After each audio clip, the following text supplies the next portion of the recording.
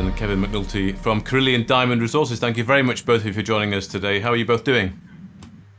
Very well, thank you. Well, Mark, thanks. Good to see you. Yeah, good to be catching up. Of course, we did speak, the three of us, before on the project, but I do want to just first of all talk about the recent news that came out today. So that's the copper mine that you have identified a significant new copper target on in Northern Ireland. So you've done some desk-based studies, as I understand, some reconnaissance work. You've highlighted the Cappagh copper mine. I don't know if I'm pronouncing that correctly. As a new target for the exploration in the company. So, I mean, how did this target come about? How does it align with your strategy in Northern Ireland? Yeah, it came about, obviously, we started out looking for diamonds there, and then we sort of progressed into a copper nickel PGE exploration area, which we're looking for. Okay. And we found and discovered when we were looking for this, obviously mineralization, as part of that is copper, nickel copper PGE mineralization. And one thing that struck us about this copper occurrence, this old copper mine, was that it was sunk on a lode that was running north-northwest, south-southeast, which is the same trend as the dikes that we're looking at.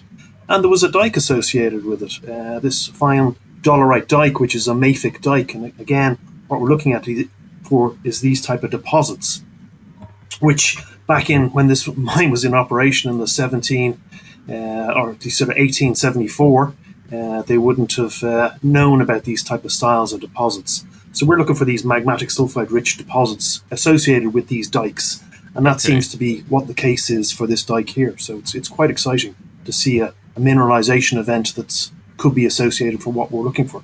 Right, and you said that they wouldn't have known it was perhaps there a while ago because it was the area is a previously operating mine, so one would perhaps expect to find some remnants of the material. But does this suggest? Yeah, that they had copper there. They had mined the copper, but they wouldn't have known the geological model style, so they probably wouldn't have known exactly how it forms and the present of it. So they chased a small bit of copper, but they didn't realize, I don't think, the association, what they were seeing with the dike and how that association occurs, which is, what we're looking for now in our new modern exploration techniques. Okay, so early days is it at the moment, Kevin? What do you plan to do? Early days, but exciting, as I say. So we're seeing mineralization associated with these dikes, and that's what we're trying to chase. So it's a good break.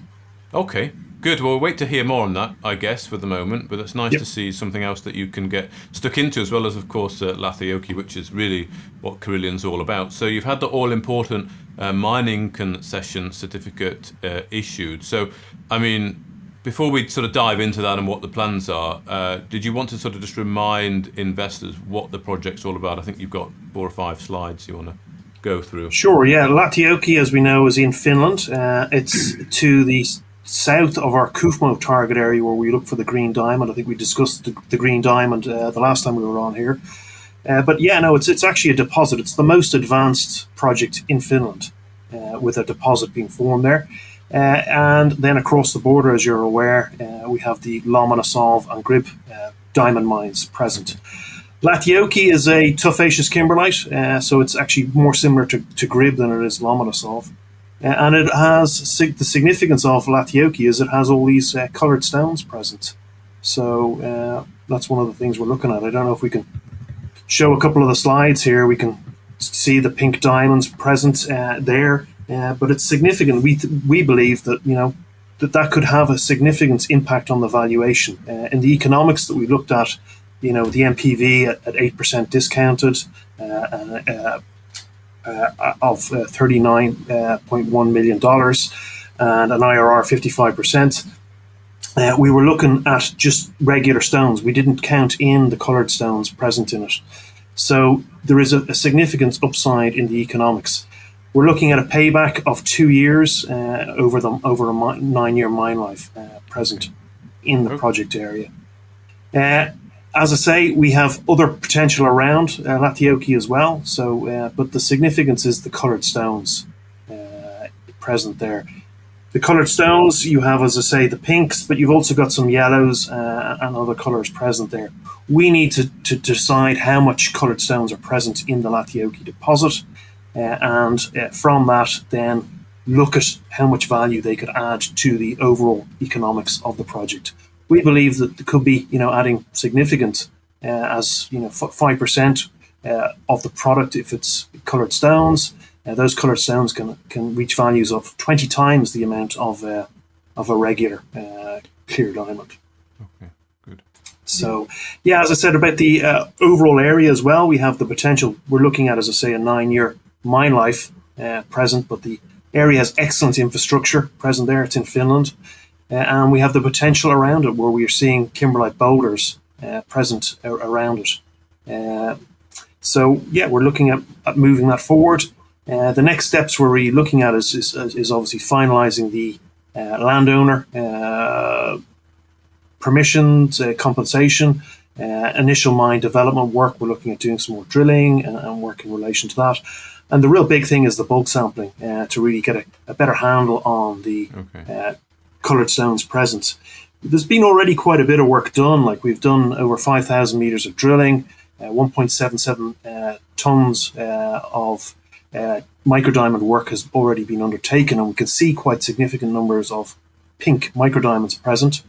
There was a mini bulk sample taken of 23 tonnes, which showed a really good diamond grade distributed over the actual kimberlite itself, and then over 3,500 tonnes of bulk sample have been taken. Now, not all of that was processed, so we wanted to process some more of that, and we want to take some more bulk sample ourselves to evaluate the overall pipe. Okay, well, thank you for that, Kevin. If I can just ask a few more questions on the concession itself. I mean, how significant is it that that's now been granted, and are there any specific conditions in there that you need to be aware of? Well, maybe Cathal will talk a little bit about that, but the significance is that we're now in a mining scenario. Moving forward towards that. Okay. Yeah, we have been, to put the time frame in context here, we acquired this project in 2017, give or take. And the first thing we did was a preliminary economic analysis on it. So that report that we discussed earlier on is 8-9 years old at this stage.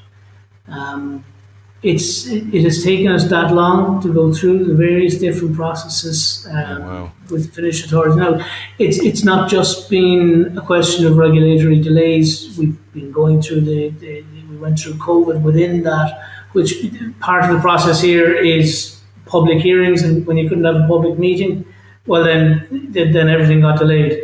But it has been, and it's been a frustrating exercise waiting this long.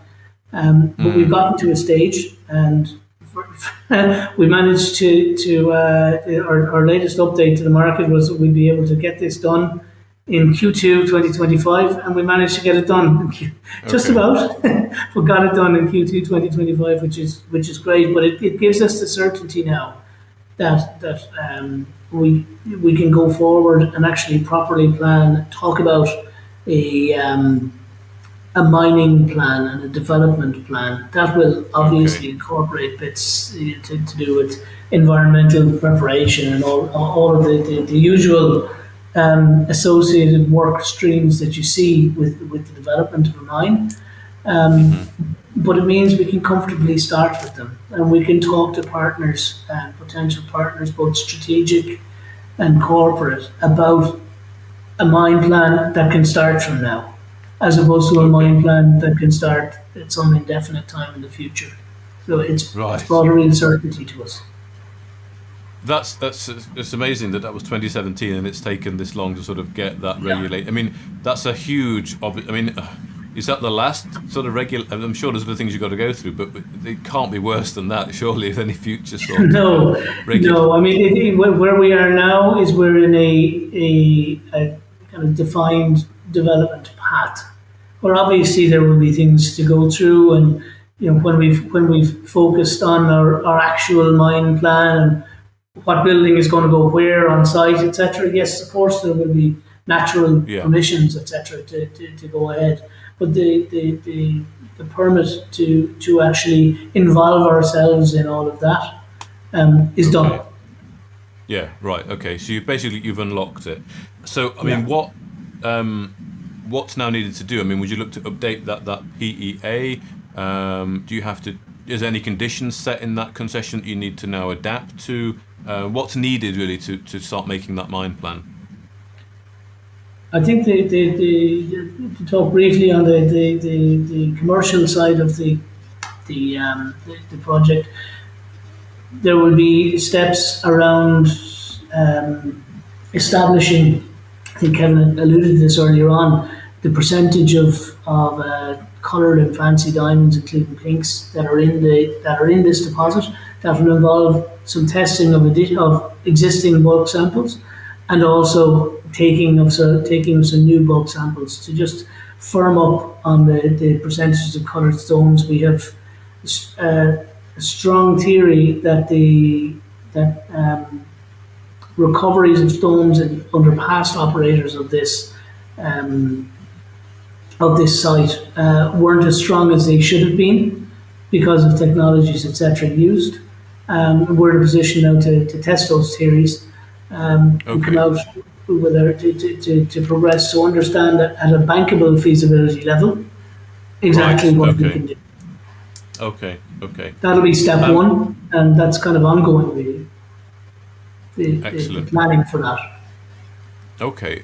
Kevin, I don't know if you can comment on this, but what could a mining operation look like? Is it fairly straightforward? Is a lot of drilling, blasting you've got to do? Is it more shoveling and sorting? What could it look like? Yeah, it's pretty much a quarry type of operation. Right. There's like no chemicals really used in a diamond type of mining operation. You're basically extracting the kimberlite. There's very little waste rock as well, so you're basically just extracting kimberlite. You're then crushing that kimberlite down and liberating the diamonds from it. So that'll be done through either an X-ray sort machine or something along those lines.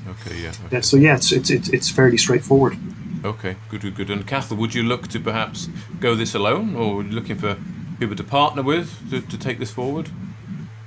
Well, I think that by definition, the heavy spend, and while it's not, this isn't a project that's going to be into the hundreds of millions to have a mine, but it's definitely going to be into the tens of millions to have a mine up and running.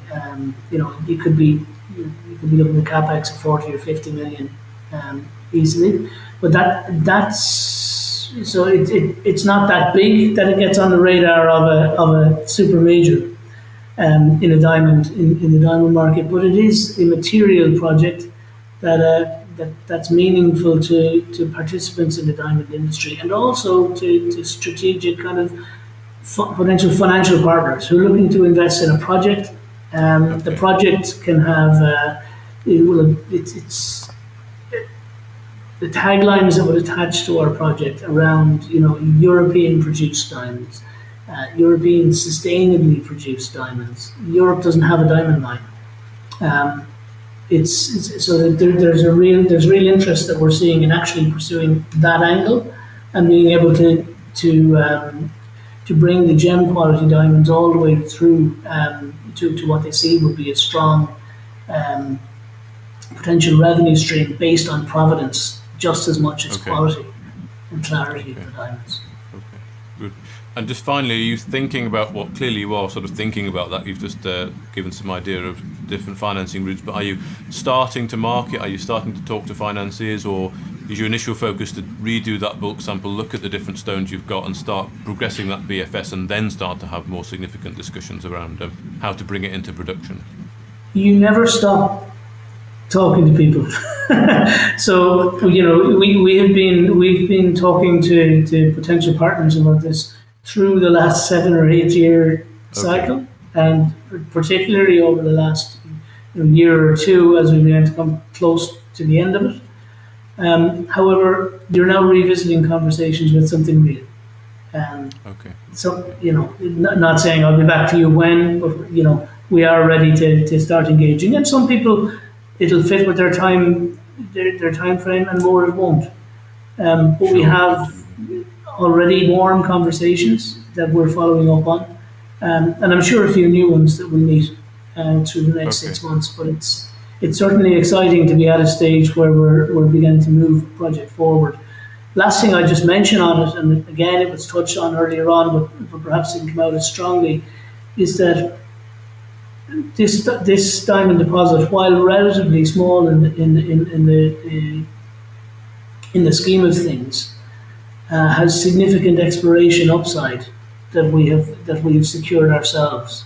So the Cappagh exploration upside to the northeast, where we're looking for the green diamond, we can use a production hub at Lahtojoki to effectively process any success we have elsewhere. We have one of the largest kimberlite pipes in Finland, if not the largest, in Cappagh. Again, Kevin, correct me if I'm technically wrong on any of this. So we have it's a similar size to the Russian pipes over the border. It's 6.9 hectares in size. It's a significant size. And very diamond rich as well. So we have projects we can feed into this, which gives the upside that will attract people, in addition to what should be quite a steady cash flow project. Okay. Well, from listening to you both today, it certainly sounds like this has been a real key unlock moment for the project here. So I'm guessing we're going to start to see things move, a bit more frequently with Karelian here, and hopefully we can be catching up on that progress. But for now, thank you both very much for your time. Thanks very much. Thanks very much, Mark. Bye. If you enjoyed this interview, then give us a thumbs up, a like or a retweet. Subscribe to us on YouTube or follow us on Twitter and hit that notification bell to be the first to know when we release new content. There's loads of great content on our website too, across all our programs at stockboxmedia.com. Thank you for watching.